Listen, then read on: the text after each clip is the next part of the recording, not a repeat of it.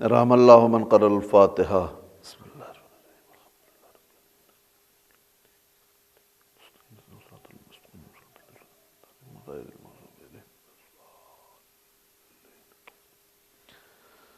لا حول ولا قوة اعوذ باللہ من الشیطان اللعین الرجیم۔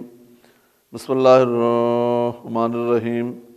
الحمدللہ الذی لا یبلغ بدعۃ القائلون ولا یحصی نام العدون ولا یعد حق المجتہدون الذی لا یدرک بعد الہمم ولا ینالہ غوث الفتن الذی لیس لصفتہ ید محدود ولا نعت موجود ولا وقت معدود فطر الخلائق بقدرتہ نشرها برحمتہ والصلاة والسلام علی اشرف الاولین والآخرین سیدنا نبینا مولانا ابی القاسم اللہم صلی علی محمد وآلہ الطیبین الطاہرین المعصومین المظلومین ولعنۃ اللہ علی اعدائہم اجمعین۔ بسم اللہ الرحمن الرحیم۔ تبارک الذی بیدہ الملک وہو علی کل شیء قدیر الذی خلق الموت والحیاۃ لیبلوکم ایکم احسن عملا۔ ایک صلوات بھیج دیجیے عظمت آل محمد پر، اللہم صلی علی محمد۔ آپ حضرات سے گزارش ہے کہ ایک مرتبہ سورہ حمد، 3 مرتبہ سورہ اخلاص کی تلاوت فرما کر جناب جعفر مہدی زیدی ابن اعجاز حسین زیدی کی روح کو ایصال فرما دیں۔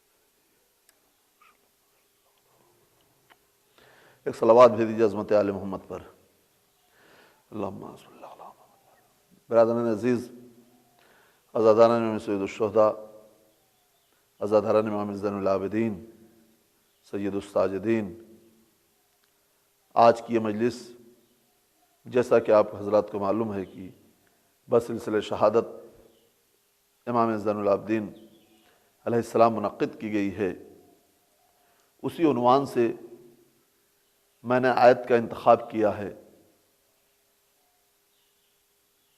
قرآن مجید کے 29ویں پارے کا پہلا سورہ، سورہ ملک، اس کی یہ پہلی آیت، تبارک الذی بیدہ الملک، وہ خدا جو ساری کائنات کا بادشاہ ہے، وہو علی کل شیء قدیر، اور کیسا بادشاہ ہے کہ ہر چیز پر مکمل قدرت رکھتا ہے۔ الذی خلق الموت والحیاۃ، اس نے موت کو بھی خلق کیا، حیات کو بھی خلق کیا۔ کیوں خلق کیا؟ بغیر کسی مقصد کے ہم کسی بھی چیز کو ترتیب نہیں دیتے، اور وہ پاک پروردگار کہہ رہا ہے کہ الذی خلق الموت والحیاۃ، ہم نے موت کو بھی خلق کیا اور حیات کو بھی خلق کیا۔ کیوں خلق کیا؟ لیبلوکم ایکم احسن عملا، لیبلوکم، تاکہ ہم تمہیں آزمائیں تمہارے بہترین اور حسین عمل کے ذریعے سے۔ ایک صلوات دے دیجیے محمد وآل محمد پر، اللہم صلی اللہ علیہ وسلم۔ یعنی آپ دیکھیے پروردگار عالم نے ہم سے، ہم خود اپنی ذات سے اتنی محبت نہیں کرتے جتنی خدا ہم سے محبت کرتا ہے۔ پروردگار عالم، انسان دنیا میں اگر کسی کو آزماتا ہے، کسی کے نقص نکالتا ہے، تو اس کی کمیاں تلاش کرتا ہے، اور پروردگار عالم نے کیا کہا؟ لِيَبْلُوَكُمْ الَّذِي خَلَقَ الْمَوْتَ وَالْحَيَاةَ، ہم نے موت کو بھی خلق کیا، حیات کو بھی خلق کیا۔ کیوں خلق کیا؟ لِيَبْلُوَكُمْ أَيُّكُمْ أَحْسَنُ عَمَلًا، تاکہ ہم تمہیں آزمائیں تمہارے بہترین اور حسین عمل کے ذریعے سے۔ یعنی ہمیں آزمایا جو جائے گا، اللہ نے یہ نہیں کہا ہم تمہیں آزمائیں گے تمہاری قضا نمازوں کے ذریعے سے، ہم تمہیں آزمائیں گے تمہاری بدسلوکی کے ذریعے سے، ہم تمہیں آزمائیں گے تمہارے قضا روزوں کے ذریعے سے، ہم تمہیں آزمائیں گے تمہاری بدکرداری کے ذریعے سے، ہم تمہیں آزمائیں گے تمہارے برے اعمال کے ذریعے سے۔ نہیں، پروردگار عالم نے ہماری ساری برائیوں کو ایک طرف رکھا اور ہمارے حسین عمل کے ذریعے سے کہا ہم تمہیں آزمائیں گے تمہارے بہترین اور حسین عمل کے ذریعے سے۔ ایک صلوات بھیج دیجیے محمد وآل محمد پر۔ یعنی اب آپ نے سوچا کہ پروردگار عالم ہماری ذات سے، انسان کی ذات سے، انسانیت سے پروردگار عالم کتنی محبت کرتا ہے۔ تبارک الذی بیدہ الملک، وہ خدا جو ساری کائنات کا بادشاہ ہے، اور کیسا بادشاہ ہے؟ وَهُوَ عَلَى كُلِّ شَيْءٍ قدیر، کہ ہر چیز پر مکمل قدرت رکھتا ہے۔ دنیا میں حکومتیں بہت سے آئی ہیں، بادشاہ بہت سے گزرے ہیں، لیکن پروردگار عالم جس طریقے سے گفتگو کر رہا ہے، وہ ساری بادشاہیں، حکومتیں جو ہیں، دنیا کی حکومتیں محدود حکومت ہے، اور اللہ کی حکومت لامحدود حکومت ہے۔ ایک چھوٹی سی مثال آپ کو دے دوں، آپ یہ بتا دیجئے یہ دنیا آج اگر پریشان ہے تو آتنکواد سے پریشان ہے، دہشت گردی سے پریشان ہے۔ دنیا پریشان ہے، دہشت گردی سے پریشان ہے۔ ذرہ برابر کسی کے اوپر شک ہو جاتا ہے تو فوراً اس کو گرفتار کر لیا جاتا ہے۔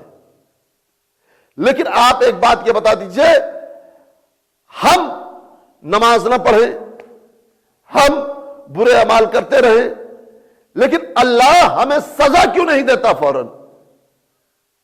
بھائی اگر ہم اس کے حکم کی نافرمانی کریں، دنیا میں اگر کوئی کسی کے حکم کی نافرمانی کرتا ہے تو فوراً سزا دی جاتی ہے، گرفتار کر کے سزا دی جاتی ہے، پکڑ کر کے سزا دی جاتی ہے۔ لیکن نہیں، اللہ کے ہاں اب آپ یہ بتائیے، لوگ گناہ کرتے رہتے ہیں اور دندناتے ہوئے روڈ پر ٹہلتے رہتے ہیں، کھلم کھلا ٹہلتے رہتے ہیں، اور ان کو نہ کوئی سزا ملتی ہے۔ تو کیا اس کا یہ مطلب ہے کہ ہر آدمی اسی طریقے سے گناہ کرتا پھرے، ہر آدمی اسی طریقے سے دنیا میں پھرتا رہے؟ تو چوتھے امام زین العابدین علیہ السلام سے پوچھا گیا، اللہم صلی علی محمد وآلہ، مولا بات کیا ہے کہ دنیا میں اگر کوئی گناہ کرتا ہے، دنیا کی حکومت کی نظر میں کوئی گنہگار ہوتا ہے تو اس کو پکڑ کر کے فوراً سزا دی جاتی ہے، اور اللہ کا گنہگار اسی دنیا میں دندناتا ہوا ٹہلتا رہتا ہے، دندناتا ہوا چلتا رہتا ہے۔ بات کیا ہے کہ دنیا والی حکومتیں سزا دینے میں جلدی کرتی ہیں، اور اللہ سزا دینے میں دیر کرتا ہے۔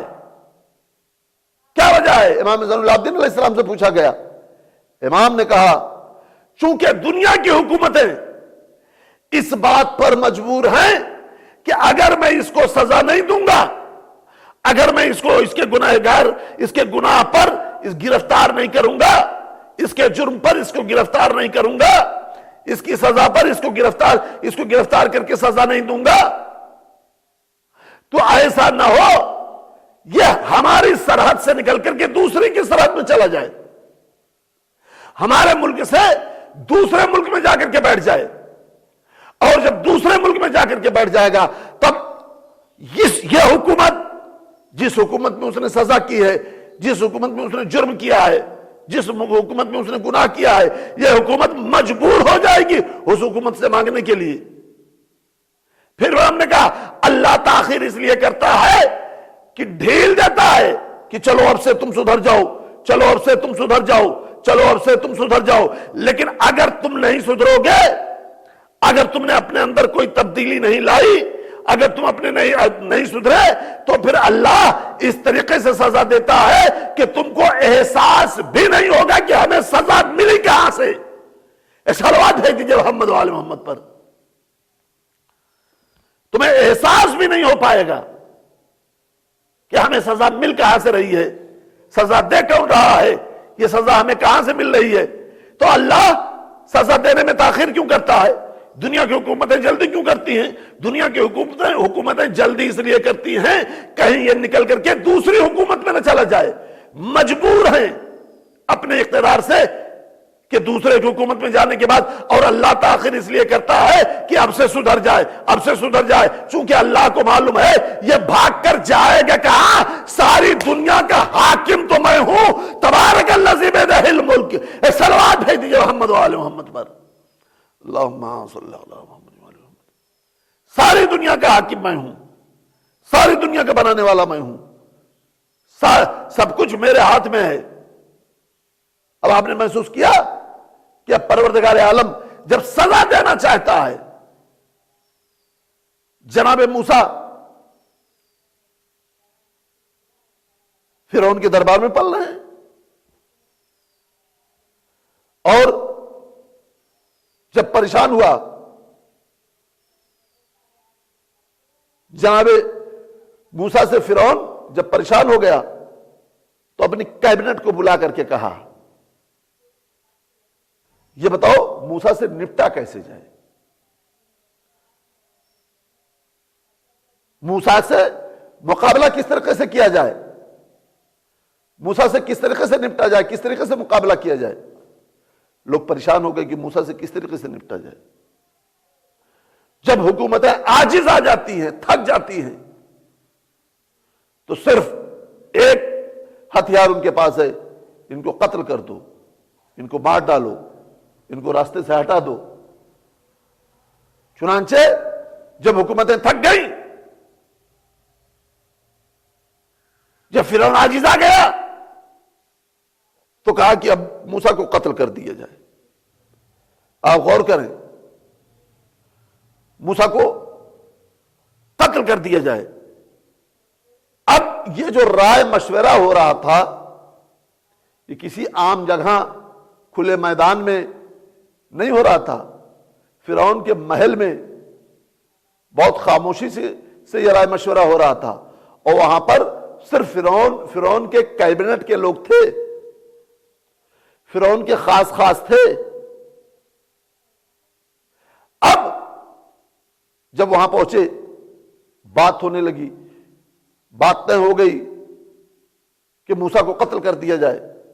اس میں سے ایک شخص دھیرے سے اٹھا اور اٹھ کر کے آیا اور جناب موسیٰ کو اطلاع دی، آپ یہاں سے چلے جاؤ، آپ کے قتل کا منصوبہ تیار ہو رہا ہے، آپ کے قتل کی سازش رچی جا رہی ہے، پلان تیار کیا جا رہا ہے۔ چنانچہ موسیٰ چلے، آگے آگے موسیٰ کا لشکر، پیچھے پیچھے فرعون کا لشکر۔ دریا نیل کے پاس پہنچے، ایک مرتبہ جناب موسیٰ کی قوم نے کہا آپ نے ہم کو کہاں لا کر کے پھنسا دیا؟ فوراً عصا مارا، راستہ بنا، اور جناب موسیٰ کی کہ لشکر کا آخری آدمی دریا نیل کے اس پار، فرعون کے لشکر کا آخری آدمی دریا نیل میں، فرعون کے لشکر کا آخری آدمی دریا نیل میں۔ کوئی ہمیں اتنا بتا دے، کوئی ایک موسیٰ کے لشکر کا مرا ہو، کوئی ایک فرعون کے لشکر کا بچا ہو۔ اس نے بتا دیا تبارک الذی بیدہ الملک، وہ خدا جو ساری کائنات کا بادشاہ ہے، اگر بچاتا ہے تو موسیٰ کے لشکر کو کس طریقے سے بچایا، اور مارا تو فرعون کے لشکر کو کس طریقے سے مارا۔ ایک صلوات بھیج دیجیے محمد وآل محمد پر۔ اور اس شخص کو مومن آل فرعون کہا گیا۔ جس نے موسیٰ کو آ کر کے خبر دی کہ آپ کے قتل کی تیاری ہو رہی ہے، آپ کے قتل کی سازش رچی جا رہی ہے، آپ کے قتل کا منصوبہ تیار کیا جا رہا ہے، اس شخص کو مومن آل فرعون کہا گیا۔ فرعون کی کیبنٹ میں تھا۔ قرآن نے کسی کو مومن کہا ہے تو مومن آل فرعون کو کہا ہے۔ قرآن نے کہا یہ شخص مومن آل فرعون ہے۔ آپ یہ بتائیے کیا اس نے موسیٰ کی جان بچائی؟ موسیٰ کے لشکر میں شامل ہوا؟ نہیں۔ قرآن کہہ رہا ہے کہ جس طریقے سے خبر دے کر کے جا کر کے پھر فرعون کی کیبنٹ میں شامل ہو گیا۔ حق کو جب ضرورت تھی حق تک پہنچانے کی، اس وقت اس نے حق کو حق تک پہنچا دیا۔ نماز پڑھی، روزہ رکھا، کوئی عمل کیا؟ کہا نہیں۔ ایک نبی کے قتل کا منصوبہ تیار ہو رہا تھا،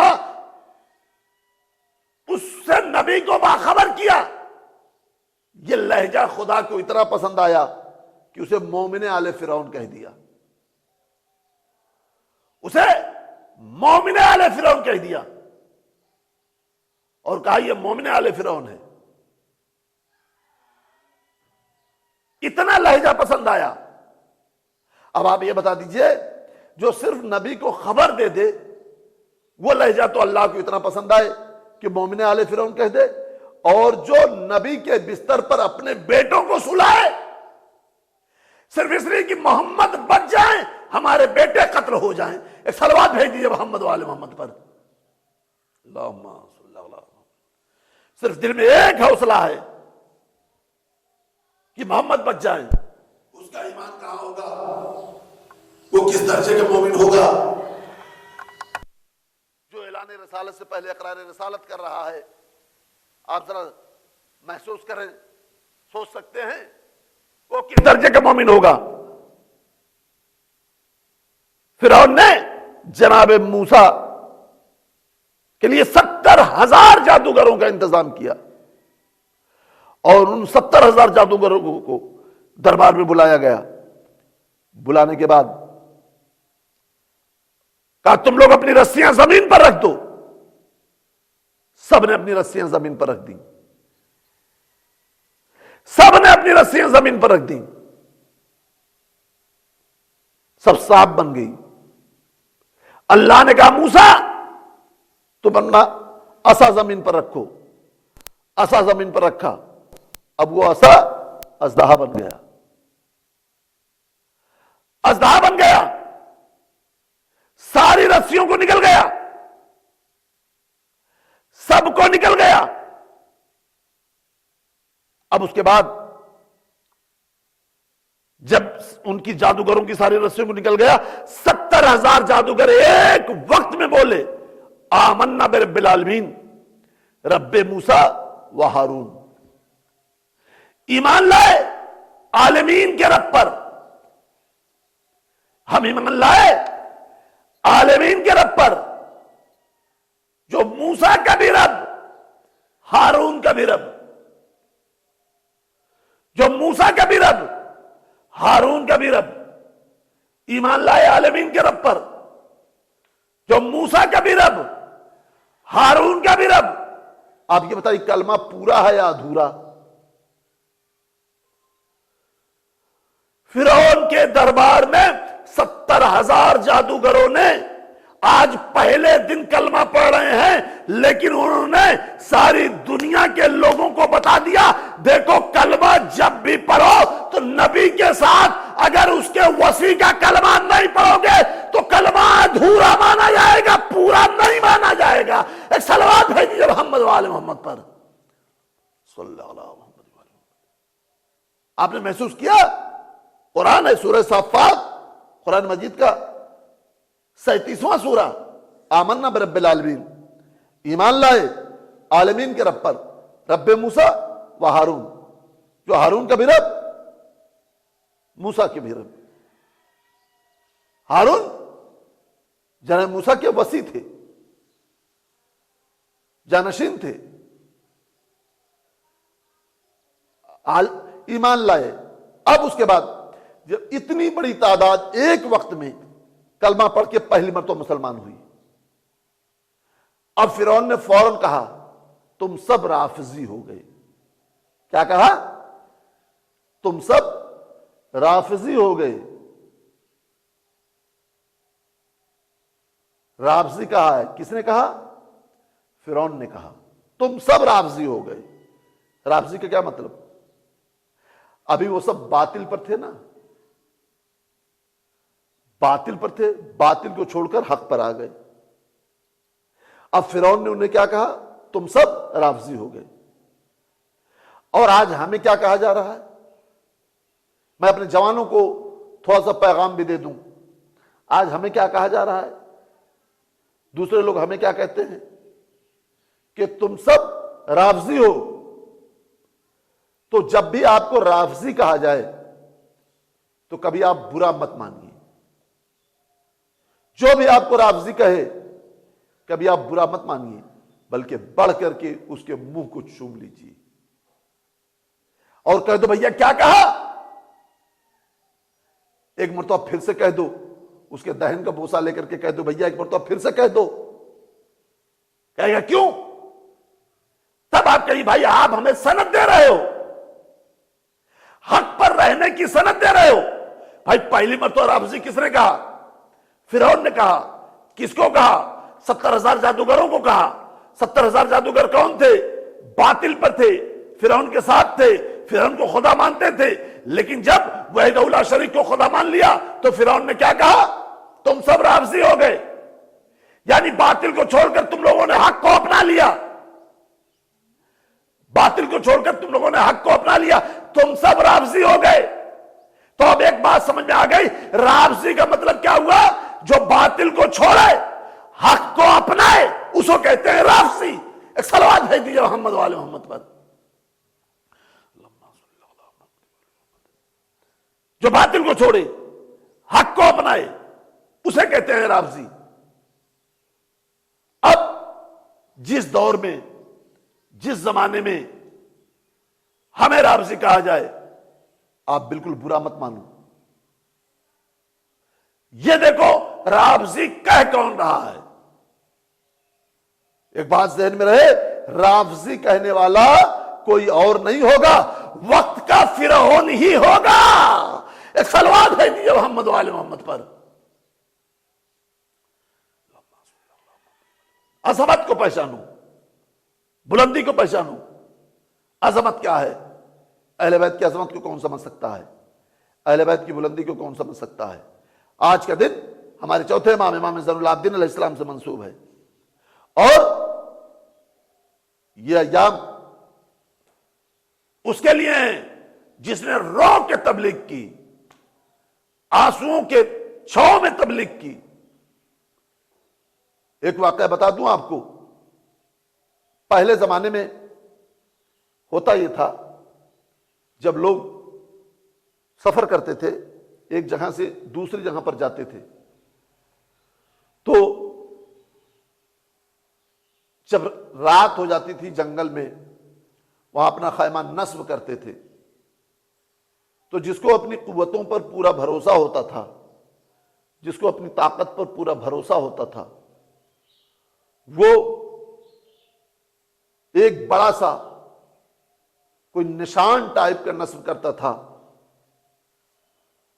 جس سے یہ پتا چلے کہ اگر کوئی اس جنگل میں اور پھنسا ہو اور ڈر کے مارے کہیں اکیلا ہو، تنہا ہو، 1 2 3 4 لوگ ہوں، تو وہ اگر پناہ لینا چاہتا ہے تو اس نشان کے ذریعے سے پتا چل جائے کہ یہاں کچھ لوگ ہیں. اور اس نشان کو وہی نصب کرتا تھا جس کو اپنی طاقت، اپنی قوت، اپنے اوپر پورا بھروسہ، پورا اعتماد ہوتا تھا. نہیں تو ہر کوئی نصب نہیں کرتا تھا. تو ہمارے آپ کے چوتھے امام ایک مرتبہ واقعات کربلا کے بعد کہیں جا رہے تھے، چند لوگ ساتھ میں تھے. اس سے آپ اہل بیت کا کردار دنیا سوچے کہ اہل بیت کا کردار کیا ہے. دنیا اہل بیت کے کردار کو غور سے دیکھے کہ اہل بیت کا کردار ہے کیا. جا رہے تھے، رات ہو گئی. تو چونکہ بھائی ان کے پاس تو خدا کا منصب ہے، ان کو دنیا سے تو کوئی ڈر ہے نہیں۔ جیسے ہی جب شام ہو گئی تو امام نے ایک پرچم نصب کیا، ایک نشان نصب کیا، دور تک وہ دکھائی دے رہا تھا۔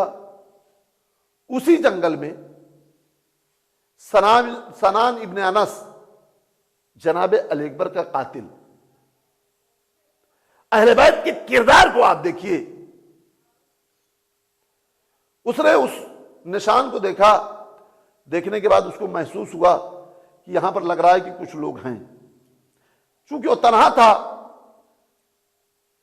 محسوس کیا کہ یہاں پر کچھ لوگ ہیں، لاؤ چل کر کے یہاں رات کسی طریقے سے گزاری جائے۔ یہ سوچ کر کے وہ جب وہاں پہنچا تو وہاں کیا دیکھا؟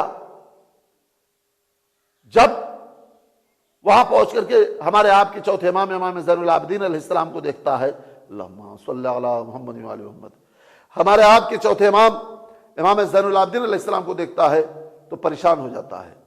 لیکن امام کی طرف سے کوئی ایسی ایکٹیویٹیز اس کو نہیں ملی، کوئی ایسی بات نہیں ملی کہ اس نے یہ سوچا کہ امام زین العابدین نے ہم کو پہچانا نہیں۔ اس نے یہ اپنے دل میں خیال کیا کہ چوتھے امام، امام زین العابدین علیہ السلام نے ہمیں پہچانا نہیں، دل میں خوش ہوا۔ اب امام نے جب اسے دیکھا تو اس کے رکنے کا اہتمام کروایا، اسپیشل طریقے سے اس کے رکنے کا انتظام کروایا، اور اسپیشل طریقے سے اس کے رہنے کا کہ سارا انتظام دیا۔ اور سارا انتظام کرنے کے بعد جب وہ صبح ہوئی، اہل بیت کا اخلاق، اہل بیت کا کردار آپ دیکھیے، جب صبح ہوئی تو چلنے کے لیے تیار ہوا، فوراً امام نے کہا یہ بتاؤ تمہارے پاس زاد راہ نہ ہو تو زاد راہ تم کو مہیا کروا دیا جائے، سواری کمزور ہو، تمہاری منزل پر پہنچنے میں کوئی دقت آ رہی ہو تو تمہاری سواری کا انتظام کروا دیا جائے۔ اور یہ ساری باتیں کہنے کے بعد ایک مرتبہ امام نے کہا تم ہرگز یہ مت سمجھنا کہ میں تم کو پہچان نہیں رہا ہوں۔ ان ساری باتوں کے بعد امام نے کہا تم ہرگز یہ مت سمجھنا کہ میں تم کو پہچان نہیں رہا ہوں، میں جانتا ہوں، اچھی طریقے سے جانتا ہوں کہ تم میرے بھائی علی اکبر کے قاتل ہو، سنان ابن انس، جس نے میرے بھائی کے سینے پر نیزہ مارا تھا، لیکن اس کا بدلہ لینے والا کوئی اور ہے۔ ہم اہل بیت تمہارے خون، تمہارے نجس خون سے اپنے ہاتھ کو گندا نہیں کرنا چاہتے۔ صلوات بھیج دیجیے محمد و آل محمد پر۔ عظمت کو پہچانو، بلندی کو پہچانو کہ اہل بیت کی عظمت کیا ہے، اہل بیت کی بلندی کیا ہے۔ امام نے ان حالات میں نماز پڑھ کر کے آپ دیکھیے، شیطان نے کہا سانپ کو دیکھ کر کے لوگ پریشان ہو جاتے ہیں، حیرت زدہ ہو جاتے ہیں۔ جو لوگ زیارت کرنے گئے ہوں گے اور مسجد کوفہ میں گئے ہوں گے، وہاں پر جہاں سارے دروازوں کے نام ہیں، وہاں پر ایک دروازہ ہے باب صوبان، ازدہے کا دروازہ، ازدہے کا دروازہ۔ ایک روز مولا کائنات لوگوں کے ساتھ مسجد میں بیٹھے تھے، اتنے میں ایک ازدہا آیا، لوگ اٹھ کر کے بھاگنے لگے۔ امام نے کہا نہیں، کسی کو جانے کی ضرورت نہیں ہے، یہ مجھ سے بات کرنے کے لیے آیا ہے، یہ مجھ سے بات کرنے کے لیے آیا ہے۔ اور اب آنے کے بعد امام سے بہترین طریقے سے گفتگو کی، امام نے اس کے لہجے میں اس کو جواب دیا، جس لہجے میں گفتگو، چونکہ امام وہ ہوتا ہے جو کسی چیز کا، زبانوں کا یا کسی چیز کا محتاج نہیں ہوتا، وہ عالم کا امام ہوتا ہے، جس زبان میں جو گفتگو کرے، جانور گفتگو کرے جانور کو جواب دے، انسان گفتگو کرے انسان کو جواب دے، وہ ہے امامت کے عہدے پر فائز ہونے والا۔ وہ امامت کے عہدے پر فائز نہیں ہو سکتا جو محتاج زبان ہو جائے۔ ایک صلوات بھیج دیے محمد وآل محمد پر۔ عظمت کو پہچانی، بلندی کو پہچانی۔ اب وہ امام کی خدمت میں آیا اور امام سے کہا مولا میں جناتوں میں سے ہوں، ہماری قوم کے بادشاہ کا انتقال ہو گیا ہے، ہم چاہتے ہیں کہ اس کا انتخاب آپ کر دیں۔ امام نے کہا جاؤ، میں نے تمہیں منتخب کیا۔ تو امام زین العابدین علیہ السلام کا شیطان نے کہا مولا، شیطان نے کہا پالنے والے میں ان کا امتحان لینا چاہتا ہوں۔ سید الساجدین، سجدہ جہاں پر سجدہ کیا جائے، ساجدین اعضائے سجدہ کتنے ہیں؟ 7۔ عام طور پر لوگوں کے جو سجدے کا نشان ہوتا ہے صرف پیشانی پر ہوتا ہے، لیکن امام وہ سجدہ کرنے والے تھے۔ امام زین العابدین علیہ السلام اس طریقے سے سجدہ کرتے تھے کہ ساتوں اعضاء پر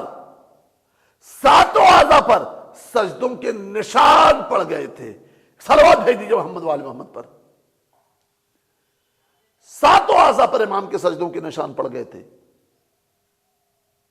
یعنی ہتھیلی، گھٹنا، پیر کا انگوٹھا، پیشانی۔ اس لیے امام کو سید الساجدین کہا جاتا ہے۔ سجدوں کے نشان پڑ گئے تھے۔ امام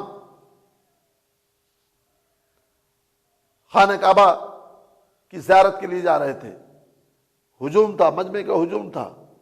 حشام ابن عبد الملک وہ بھی خانہ کعبہ کی زیارت کے لیے جا رہا تھا، لیکن اس کو مجمع کو ہٹانا پڑ رہا تھا، تب وہ آگے بڑھ رہا تھا۔ اتنی دیر میں دیکھا کہ علی ابن الحسین امام زین العابدین چلے آ رہے ہیں، علی ابن الحسین چلے آ رہے ہیں۔ کیا دیکھا کہ مجمع کائی کی طریقے سے کسی کو ہٹانا نہیں پڑ رہا ہے، مجمع کائی کی طریقے سے ہٹتا چلا جا رہا ہے، جس طریقے سے کائی پانی سے ہٹتی ہے۔ ایک بار تو آپ پوچھا یہ کون ہے، یہ کون ہے؟ کہا یہ علی ابن الحسین ہے، امام کے محبت، امام کا ایک شاعر، امام کا چاہنے والا ایک شاعر، وہی تھا فرزدق۔ اس سے برداشت نہ ہوا، اس نے کہا تم انہیں نہیں پہچانتے؟ ان کے قدموں کی چاپ کو خانہ کعبہ پہچانتا ہے، ان کے قدموں کی آہٹ کو زمانہ پہچانتا ہے، ان کے ارے تو وہ ہے جو لوگوں کے اوپر اپنی تلوار سے حکومت کرتا ہے، یہ وہ ہیں جو اپنے اخلاق سے لوگوں کے دلوں پر حکومت کرتے ہیں۔ ایک صلوات بھیج دیجئے محمد و آل محمد پر۔ عظمت کو پہچانو، بلندی کو پہچانو۔ صحیفہ کاملہ جیسی 52 دعائیں ہیں صحیفہ کاملہ میں۔ خدا سے بات کرنے کا سلیقہ۔ امام کے دروازے پر جب کوئی سائل آتا تھا، چونکہ سائل جب ہمارے آپ کے گھر پر آتا ہے تو سائل کا ہاتھ نہیں ہوتا ہے، امام نے فرمایا سائل کے ہاتھ پر خدا کا ہاتھ ہوتا ہے، سائل کے ہاتھ پر خدا کا ہاتھ ہوتا ہے۔ امام کے در پر جب کوئی سائل آتا تھا کچھ مانگنے کے لیے تو امام بڑھ کر کے اس کا ہاتھ چومتے تھے۔ امام سے پوچھا گیا مولا آپ اس کے ہاتھ کو کیوں چومتے ہیں؟ کہا میں اس کے ہاتھ کو نہیں چومتا ہوں، خدا کے ہاتھوں کو بوسہ دیتا ہوں۔ ایک صلوات بھیج دیجیے محمد و آل محمد پر۔ عظمت کو پہچانو۔ میں نے کہا نا خدا سے بات کرنے کا سلیقہ۔ پہلی کتاب قرآن، دوسری کتاب نہج البلاغہ، تیسری کتاب صحیفہ کاملہ۔ سید سجاد کی 52 کتابوں کا مجموعہ، 52 دعاؤں کا مجموعہ صحیفہ کاملہ۔ کس طریقے سے 28 نمبر کی دعا، یا من تحل بہی وقت المکارہی ومن یسع بہی حد الشدائد وَإِمْ أَيَّامٍ يَلْتَمِسُوا مِنْهُ الْمَخْرَجُ إِلَى رُوحِ الْفَرْجِ ذلت لقدرتك الثياب وتسببت بلطفك الأسباب وجرى بقدرتك القضاء ومزت على إرادتك الأشياء فهي بمشيتك دون قولك معتمرة وبإرادتك دون نهيك منزجرة أنت المدعو للمهمات وأنت المبذول في الملمات لا يندفع. یہ دعا سخت پریشانی کے وقت پڑھنے کے لیے، کورونا وائرس کے لیے، ہمارے رہبر معظم خامنائی صاحب نے کہا اس دعا کی تلاوت اس کورونا وائرس میں، چونکہ امام نے بھی کہا ہے کہ سخت مصیبت جب کوئی پڑے تو اس دعا کی تلاوت کرو. جب اس سے سخت مصیبت کیا ہوگی کہ پوری دنیا مصیبتوں میں گرفتار ہے.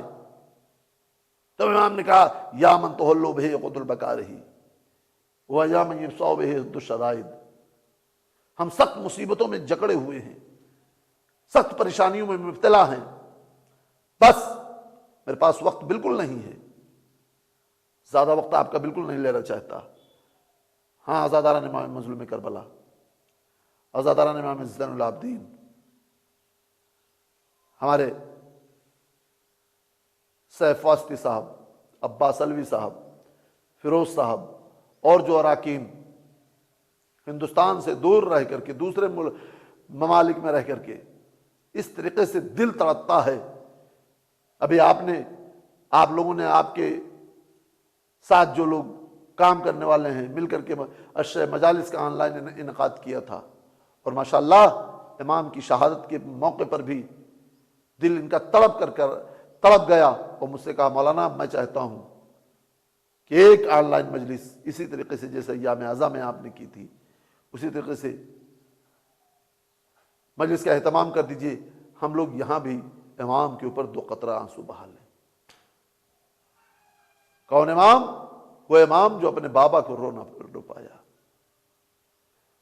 ادھر سے گزارا گیا سید سجاد کو گزارا گیا جدھر سے باپ کا لاشا بے گور و کفن پڑا ہوا تھا. ہاں، آزاداران امام مظلوم کربلا، ہمارا امام بڑا مظلوم امام ہے. جب تک زندہ رہا تب تک روتا رہا. امام سے کسی نے کہا مولا کب تک روئیے گا، شہادت تو آپ کے گھر کی میراث ہے، بس اتنا سننا تھا. امام نے کہا بھائی تو نے انصاف نہ کیا، اگر شہادت میرے گھر کی میراث ہے کیا بہنوں اور پھوپھیوں کو بے مکنوں چادر لے کر دیار بدیار چلنا بھی میری میراث ہے؟ بس عزادارو ایک واقعہ اور مجلس تمام ہے. قید خانہ زندان شام کا ایک واقعہ اور امام کی شہادت سے متعلق اور آپ کی عبادت پہ تمام کر دوں گا. ایک روز جب یہ قافلہ قید ہو کر کے قید خانہ زندان شام میں پہنچ گیا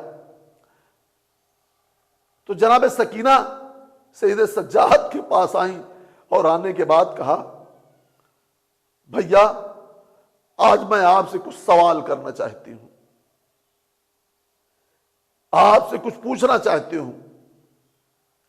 سید سجاد نے کہا بہن کوئی ایسی چیز نہ پوچھنا جس کو تیرا بھائی پوری نہ کر سکے. تیرے بھائی کے ہاتھوں میں ہتھکڑیاں ہیں، پیروں میں بیڑیاں ہیں، گلے میں خاردار توق ہے. ایسا نہ ہو کہ تیرا بھائی شرمندہ ہو جائے. جناب سکینہ نے کہا نہیں بھیا میرا کچھ سوال ہے. عزادارو بہت روئیے گا. کہا بہن بتاؤ سوال کیا ہے؟ کہا بس پہلا سوال یہ ہے انسان کو جب پیاس لگتی ہے تو پیاس کا سب سے پہلے اثر کہاں ہوتا ہے؟ امام نے کہا پیاس کا سب سے پہلے اثر زبان پر ہوتا ہے. کہا اگر پیاس اس کے آگے بڑھ جائے تو کیا ہوتا ہے؟ کہا اگر پیاس اس کے آگے بڑھ جائے تو اس کا اثر حلق پر ہوتا ہے، حلق میں کانٹے پڑ جاتے ہیں. کہا اگر پیاس زبان اور حلق کے آگے بڑھ جائے تو کیا ہوتا ہے؟ کہا کلیجے پر اثر ہوتا ہے، کلیجہ بیٹھنے لگتا ہے، انسان چل نہیں پاتا ہے. ایک مرتبہ شہزادی سکینہ نے کہا بھیا اگر پیاس زبان، حلق اور کلیجے سے آگے بڑھ جائے تو کیا ہوتا ہے؟ کہ پھر انسان کی ہڈیوں پر اثر ہوتا ہے، انسان چل نہیں پاتا ہے۔ کہا بھیا جب ہڈیوں پر اثر ہوتا ہے تو کیا ہوتا ہے؟ کہا جب انسان کی ہڈیوں پر اثر ہوتا ہے تو انسان کہ جب چلتا ہے تو ہڈیوں سے چٹکنے کی آواز آتی ہے۔ اللہ اللہ اکبر۔ تو شہزادی سکینہ نے کہا بھیا جب میں چلتی ہوں تو میری ہڈیوں سے چٹکنے کی آواز آتی ہے۔ سکینہ کی بس ایک ہی تمنا ہے کہ سکینہ کو کسی نم جگہ دفن کرنا۔ جزاکم ربکم خیر الجزا۔ خدا آپ کی کسی غم میں نہ رلائے سوائے غم مظلوم کربلا کے۔ ہمارا آپ کا بیمار امام پوری زندگی بس ایک بات پر گریا کرتا رہا کہ میں نے پہلا حکم جو صادر کیا، پہلا حکم جو دیا، وہ پھوپھی اماں اور بہنوں اور ماؤں کو بے مکنوں چادر خیمے سے نکلنے کا صادر کیا کہ جب خیموں میں آگ لگ گئی، ایک بار تو شہزادی زینب نے کہا بیٹا سجاد یہ بتاؤ ہم خیمے میں جل کر مر جائیں یا باہر نکل جائیں؟ کہا پھوپھی اماں جان کی حفاظت واجب ہے۔ ہاں عزادارو، جب یہ لٹا ہوا قافلہ مدینے پہنچ گیا، ہمارا آپ کا امام جانور کو ذبح ہوتے ہوئے دیکھتا تھا تو پہلے پوچھتا تھا بھائی اس کو پانی پلایا کہ نہیں پلایا؟ پہلے سوال کرتا تھا۔ پانی آیا تو اتنا روئے کہ پانی دو چند ہو گیا، مضاف ہو گیا۔ ہاں عزادارو، اس طریقے سے امام نے دین کی تبلیغ کی، حکومت سے بھی برداشت نہ ہوا، اور ولید ابن عبد الملک نے امام کو زہر سے شہید کیا۔ عزادارو 95 ہجری میں امام کو زہر سے شہید کیا۔ امام پانچوں امام قریب آئے اور راز امامت پانچوں امام کو دیا، اور ملنے پانچوں امام کو دیا۔ پانچوں امام سے وصیت کی کہ تم مجھے غسل دینا، کفن پہنانا۔ آج مدینے کا ماحول کچھ بدلا ہوا ہے۔ جیسے ہی امام کے انتقال کی خبر، امام کی شہادت کی خبر مدینے میں پھیلی، پورا مدینہ ایک جگہ اکٹھا ہو گیا۔ ہاں عزادارو، جب امام نے غسل و کفن دینے کے بعد نماز جنازہ پڑھانے کے لیے کھڑے ہوئے تو اتنی بڑی تعداد میں نماز جنازہ اور جنازہ اٹھنے کا مجمع پہلی مرتبہ تھا۔ رسول اللہ کے جنازے میں چند افراد، شہزادی فاطمہ کے جنازہ رات کی تاریکی میں، مولا کائنات کے جنازے میں چند افراد، امام حسن کے جنازے پر تیر چلا، امام حسین کے جنازہ کربلا کی زمین پر 3 روز تک بے گورو کفن پڑا رہا۔ یہ اس گھرانے کا پہلا جنازہ ہے جو اتنے تجھ کو احترام سے اٹھ رہا ہے۔ میرا دل چاہتا ہے جب ہمارا آپ کا پانچویں امام جنازے کو لے کر کے جنت البقیع کی طرف چلا ہوگا، ہمارے آپ کے چوتھے امام نے ایک مرتبہ جنازے سے کربلا کا رخ کر کے آواز دی ہوگی، بابا سید سجاد شرمندہ ہے۔ میں جب آپ کے جنازے سے گزر رہا تھا، میرے ہاتھوں میں ہتھکڑیاں تھی، پیروں میں بیڑیاں تھی، گلے میں خاردار توق ہے۔ میں بالکل خوش نہیں ہوں کہ میرے جنازے میں اتنا جم غفیر، بابا میں شرمندہ ہوں۔ انا للہ و انا الیہ راجعون۔ رضم بقضاہی تسلیما لامرہ۔ بار اللہ محمد والمحمد کے صدقے سے، چارتہ معصومین کی طفیل سے ہماری مختصر سے عبادت کو قبول کر لے۔ میرے معبود، جو حضرات اس مجلس کو کرانے میں شامل ہو رہے ہیں، میرے معبود ان سب کے دلی مقاصد کو، دلی ارمان کو تو پورا کرتے ہیں۔ جو جہاں جو لوگ اس آن لائن مجلسوں کو سنیں اور شیان علی جہاں ہیں، سب کے دلی مقاصد کے، سب کے بچوں کو دن دونا رات چوگنا ترقی عطا کر دے۔ میرے معبود امام زین العابدین بیمار کربلا علیہ السلام کے صدقے سے ہم سب کے دلی ارمان، دلی مقاصد کو تو پورا کر دے۔ خصوصاً صاحب صاحب، عباس علوی صاحب، فیروز زیدی صاحب کے حوصلوں کو، اور ان کے ساتھ جو لوگ منسلک ہوں ان کے حوصلوں کو دن دونا رات چوگنا ترقی عطا کر دے۔ میرے معبود امام زین العابدین علیہ السلام کے صدقے سے ہم سب کے ایمان میں اور پختگی عطا کر دے، اس کرونا وائرس کو مکمل طریقے سے تو ختم کر دے، ہم سب کا شمار امام زمانہ علیہ السلام کے ناصرین میں ہو۔ آپ حضرات سے گزارش ہے کہ 1 مرتبہ سورہ حمد اور 3 مرتبہ سورہ اخلاص کی تلاوت فرما کر جعفر مہدی زیدی مرحوم، ابن اعجاز حسین زیدی مرحوم کی روح کو ایصال فرما دیں۔